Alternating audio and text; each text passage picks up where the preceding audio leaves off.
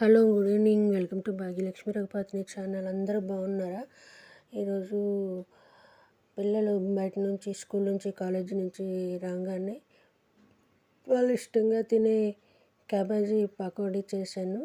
Cabbage curry అంటే మామూలుగా కొంతమంది ఇష్టపడరు. ఈ విధంగా పకోడీ చేసుకొని తింటే బాగుంటుంది. ఇష్టపడి తింటారు కూడా. పిల్లలు కూడా చాలా అట్రాక్టివ్ అవుతారు, తింటారు కూడా. ఈ విధంగా ట్రై చేయండి. బ్యాచిలర్స్ కూడా ఈజీగా చేసుకునేటటువంటి ఈ పకోడీ డ్యూటీ నుంచి రాగానే తినటానికి బయట నుంచి తీసుకొచ్చి తినే అలవాటు లేని వాళ్ళు కూడా ఈజీగా చేసుకోవచ్చు. వీడియో ఎక్కడ స్కిప్ చేయకుండా చూడండి. చూస్తే మీకు అర్థమవుతుంది. చాలా ఈజీగా, కలర్ఫుల్గా, టేస్టీగా అండ్ హెల్త్కి కూడా బాగా ఉపయోగపడుతుంది. వీడియో స్కిప్ చేయకుండా చూడండి, మీకు అర్థమవుతుంది. ఓకేనా? చాలా బాగుంది, చాలా మంచిగా వచ్చింది కూడా క్యాబేజీ అండ్ ఆనియన్ పకోడీ. చూడండి. ఇంకా వంటలోకి వెళ్ళిపోతే దీనికోసం నేను 2 ఆనియన్స్, చిన్న క్యాబేజీ ముక్క తీసుకున్నాను. ఇది చిన్నగా ముక్కలు కట్ చేసుకొని కొంచెం శనగపిండి అండ్ ఒక 3 స్పూన్స్ వరిపిండి తీసుకున్నాను అండ్ జీలకర్ర తీసుకున్నాను. అంటే 2 స్పూన్స్ వరిపిండి ఎందుకు వేసానంటే క్రిస్పీగా పకోడీ రావడానికి వేసుకున్నాను. యాక్చువల్లీ ఒత్తి శనగపిండితో చేసుకోవచ్చు. కాకపోతే వరిపిండి 2 స్పూన్స్ వేయడం వల్ల క్రిస్పీగా కొంచెం కరకరలాడేటట్టు వస్తుంది, గట్టి పకోడీ అన్నట్టు వేసాను. అండ్ కొంచెం కరివేపాకు కూడా చిన్న ముక్కలు కట్ చేసి వేసాను. ఈ పిండి ఈ విధంగా గట్టిగా కలుపుకుంటేనే బాగుంటుంది. మరీ మెత్తగా అయితే, లూజ్గా అయితే మెత్త పకోడీ అయిపోతుంది. అది ఆ వాటర్ అక్కడ ఆరో ఉందండి, మంచినీళ్ళు ప్యూరిఫైర్, ఆ వాటర్ కొంచెం వేసాను. ఈ విధంగా బాగా కలుపుకొని ఒక 1/2 అవర్ పక్కన పెట్టేయాలి. ముద్ద కాస్త నానితే బాగా వస్తాయి అన్నమాట. వెంటనే వేయకుండా కాసేపు పక్కన పెట్టి వేసుకుంటే బాగుంటుంది. చాలా ఈజీగా, టేస్ట్గా, బయటకు మనం పోయి రోడ్ సైడ్ కొనుక్కొని తింటాము. ఆ విధంగా మన ఇంట్లోనే మనం తయారు చేసుకోవచ్చు. కొంచెం ఓపికపడి బయట తినకుండా ఇంట్లోని మనం చేసుకొని తింటే మంచిది కదా. కొంచెం టైం చూసుకొని ఈ విధంగా చేసుకుంటే బాగుంటుంది. చూడండి, ముద్ద చాలా బాగా వచ్చింది కదా. కరివేపాకు, జీలకర్ర అండ్ క్యాబేజీ, ఆనియన్ అన్నీ చిన్న చిన్న ముక్కలుగా కట్ చేసి కలుపుకున్నాం కదా. అన్నీ మంచిగా కలిసాయి, బాగుంది. ఒక 1/2 అవర్ తర్వాత ఒక బాణీలో ఆయిల్ వేసుకొని, ఆయిల్ కొంచెం వేడైన తర్వాత అందులో పకోడీలు వేసుకోవాలి.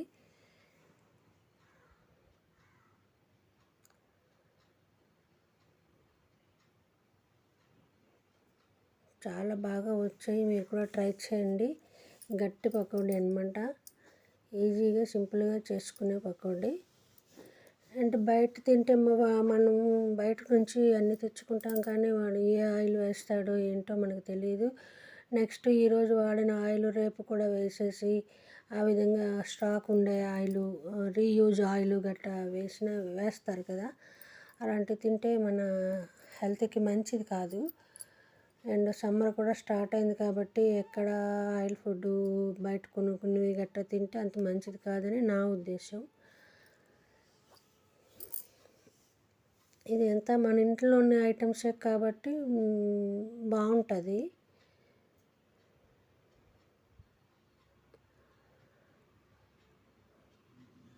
కారం మనం పట్టించిందే, శనగపప్పు కూడా మనం పట్టించిందే అండ్ వరిపిండి కూడా ఇంట్లోనే మనం పట్టించిందే. ఆనియన్, క్యాబేజీ అది వెజిటబుల్స్ మంచిది. టేస్ట్కి సరిపడ్డ సాల్ట్, కొంచెం కారం వేసుకున్నాం. జీలకర్ర, కరివేపాకు వేసుకున్నాం. కరివేపాకు తింటే జుట్టుకి మంచిది, హెల్త్కి మంచిది. అన్నీ మంచిదే కాబట్టి మన ఇంట్లోనే ఇలా చేసుకుంటే బాగుంటుంది.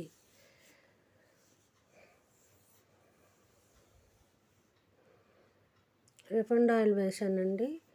ఇట్లాంటి ఏదైనా డీప్ ఫ్రై చేసుకునే వంటలు ఏదైనా రిఫైండ్ ఆయిల్ యూజ్ చేస్తాను. నాన్ వెజ్కి మాత్రం పల్లి ఆయిల్ వాడతాను.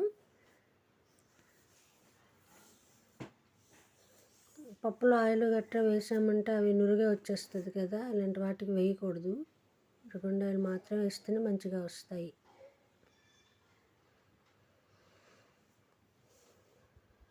పిల్లలు ఆరోగ్యంగా చక్కగా ఉండాలంటే వీలుని మట్టుగా బయట ఫుడ్ పెట్టకుండా మన ఇంట్లోని తయారు చేసుకుని పెడితేనే పిల్లలకి బాగుంటుంది, ఆరోగ్యంగా ఉంటారు.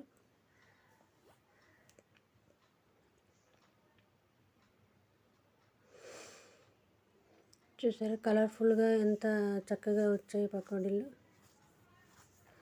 బ్యాచిలర్స్ కూడా, కొత్తగా పెళ్ళైన వాళ్ళు కూడా ఈజీగా చేసుకోవచ్చు ఇది.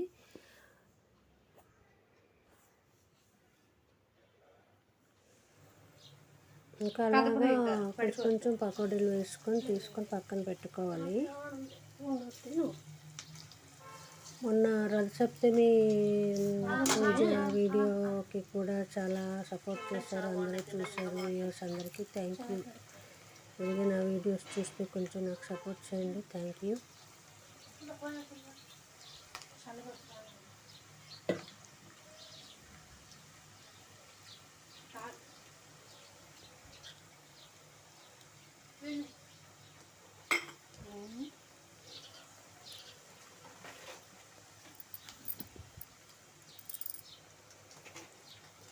కొంచెం అయిపోయింది. వీడియో స్కిప్ చేయకుండా చూడండి. నాకు ఆ పెద్ద కెచప్ చూసినప్పుడల్లా కోపం వస్తుందమ్మా. నేను చూసినప్పుడు కెచప్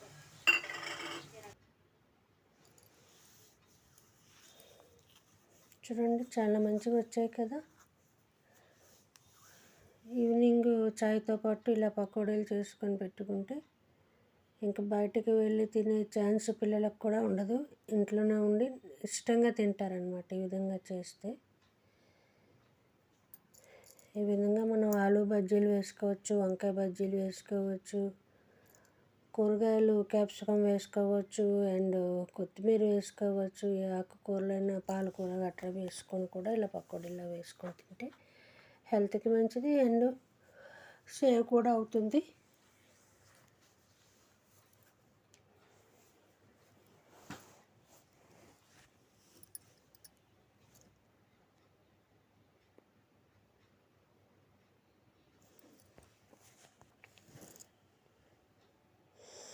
వీడియో ఎలా ఉందనేది నాకు కామెంట్ పెట్టండి.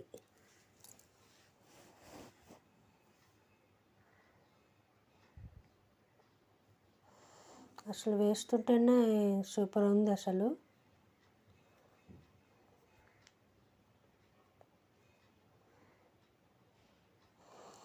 కొంచెం శనగపిండిలో కొంచెం ఒక 2 స్పూన్స్ వరిపిండి వేయడాన్ని ఇంత చక్కగా వచ్చాయండి.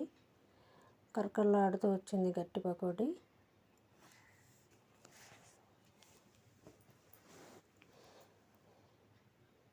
ఒత్తి శనగపిండితో అయితే మెత్తగా వచ్చేస్తుంది, ఇంత గట్టిగా రాదు ఎంత బాగా కలిపినా కూడా.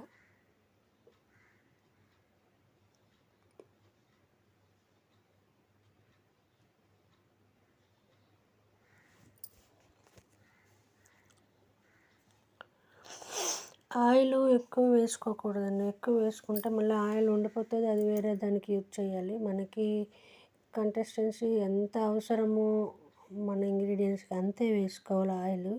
నేనైతే ఎక్కువ ఆయిల్ వేసుకోలేదు, కొంచెం ఆయిల్లోనే పకోడాలు వేసి తీస్తున్నాను. మీరు కూడా ఆ విధంగా చేయండి. ఆయిల్ స్టాక్ పెట్టుకొని మళ్ళీ యూజ్ చేయడం అలా చేయొద్దు, అది మంచిది కాదు హెల్త్కి కూడా.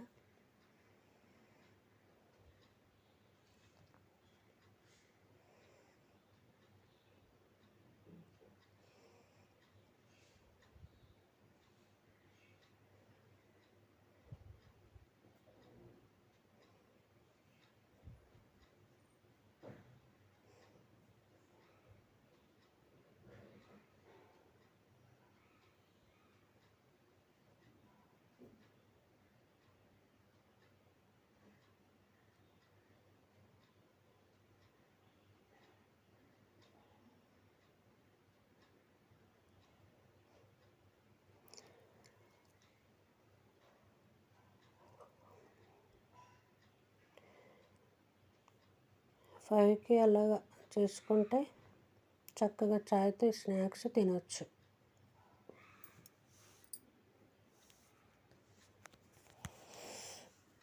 ఇంకంతే పకోడీలు అయితే రెడీ అయిపోయాయి. వేరే బౌల్లోకి ట్రాన్స్ఫర్ చేసుకొని చక్కగా సర్వ్ చేసుకొని వేడి వేడి చాయ్ పెట్టుకొని లాగించేయడమే ఇంకా.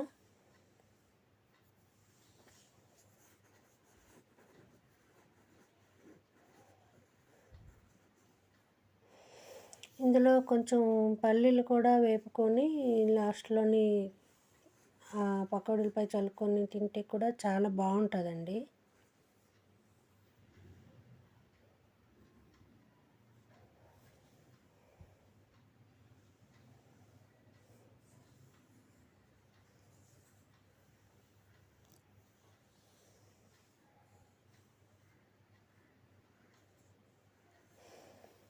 ఇంకా మీకు యాజ్ యూజువల్గా మీకు చెప్పేది కదా, పచ్చిమిర్చి అంటే నేను కొంచెం ఎక్కువగానే తింటాను.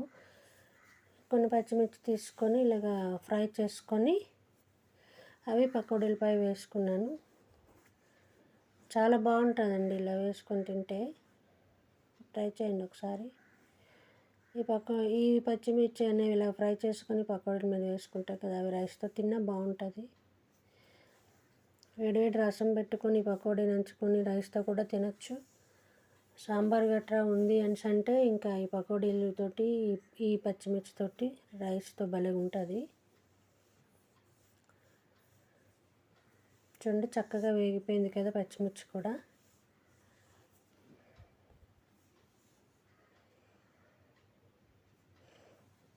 ఫైనల్లీ పకోడీలు రెడీ. వేరే బౌల్లో తీసి చూడండి ఎంత క్రిస్పీగా వచ్చింది.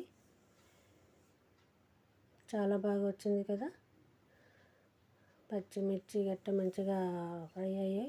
పకోడీలు కూడా చాలా మంచిగా వచ్చాయి కదా. ఈ విధంగా మీరు కూడా ఈజీగా చేసుకోండి ఇంట్లోనే. హెల్తీగా ఉండండి, అందరూ బాగుండాలి. ఈ వీడియో కనుక మీకు నచ్చితే లైక్ చేయండి, షేర్ చేయండి, సబ్స్క్రైబ్ చేయడం మాత్రం మర్చిపోవద్దు.